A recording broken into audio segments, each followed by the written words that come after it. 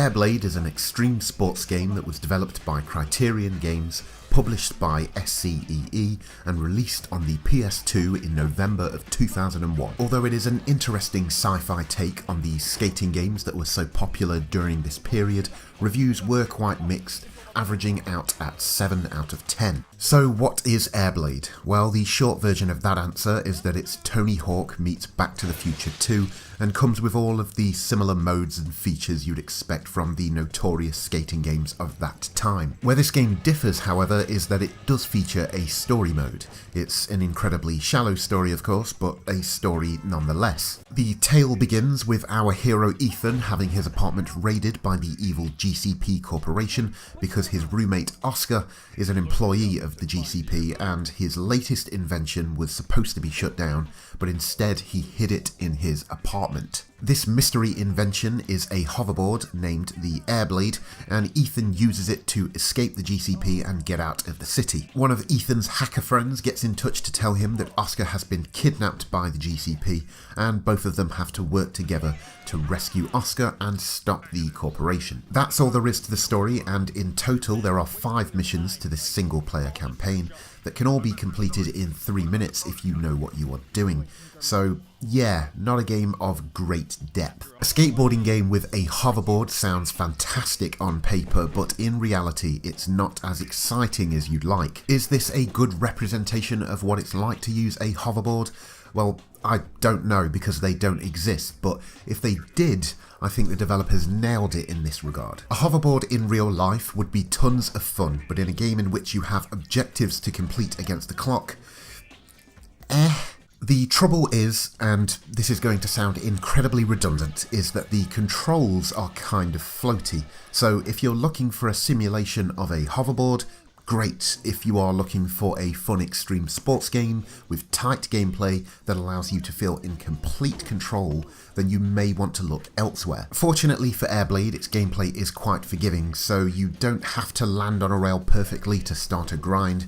You don't need to build up the right amount of momentum to clear some of the jumps, and because it's a hoverboard, you don't even have to jump in the air to perform some of the basic flick tricks. Despite all of this, you'll still find yourself bumping into plenty of objects and walls, and it's quite a clunky ride overall. Most objectives are lined up in the environment nicely so that you can move on to the next one right away, but even a perfect run isn't thrilling enough to make it all worth it. Where I will give credit to this game is the tricks that you can perform. Obviously, because you are using a hoverboard, it opens things up a little bit more than your usual extreme sports title, as you're able to suspend yourself in air for an extended amount of time, but the moves themselves are more acrobatic than anything else, so if AirBlade gets one thing right, it stands out from the crowd with some great tricks. If we're talking content, there are a couple of modes on offer, such as a freestyle and multiplayer mode, but sadly I wouldn't say that the gameplay is satisfying enough to warrant any exploration into these modes. The mission structure is actually kind of creative. You are tasked with causing as much havoc and damage to the GCP as possible,